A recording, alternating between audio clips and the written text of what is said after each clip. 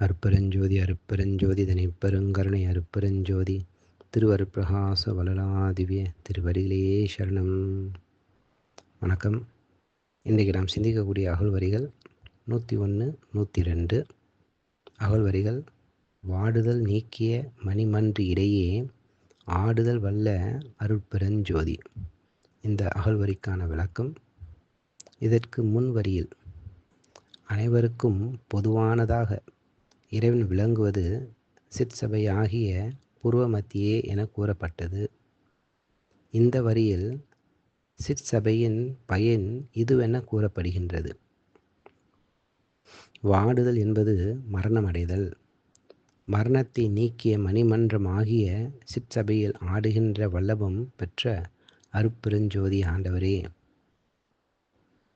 ஆடுகின்ற சேவடிக்கு ஆளானதால் தான், அதாவது வள்ளலார், மாளாத யாக்கையை பெற்றதாக அறிவிக்கின்றார்.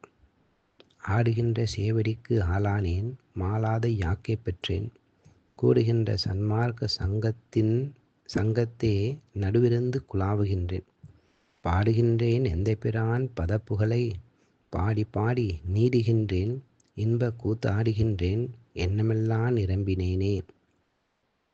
மற்றும் ஒரு பாடலில் கருவேர் அற்றிடவே கலைகின்ற என் கண்ணுதலே என்று பாடுகின்றார்கள். மேலும் இன்னொரு பாடலில் பேரன்பு கண்ணியில் கற்றது என்றும் சாகாத கல்வி என்று கண்டு கொண்டு உன் அற்புத சிற்றம்பலத்தில் அன்பு வைத்தேன் ஐயவே அப்படின்னு பாடியிருப்பாங்க. ஆக பூர்வமத்தியாகிய சிற்சபையே மரணத்தை நீக்க வல்ல ஆற்றல் உடையது என இந்த வரியில் விளக்கப்படுகின்றது. நன்றி. அருட்பெருஞ்சோதி அருட்பெருஞ்சோதி தனிப்பெருங்கருணை அருட்பெருஞ்சோதி திருவருட்பிரகாச வளராதிவ்ய திருவடிகளே சரணம். ராமலிங்கா அபயம் ராமலிங்கா அபயம் ராமலிங்கா அபயம் அபயம்.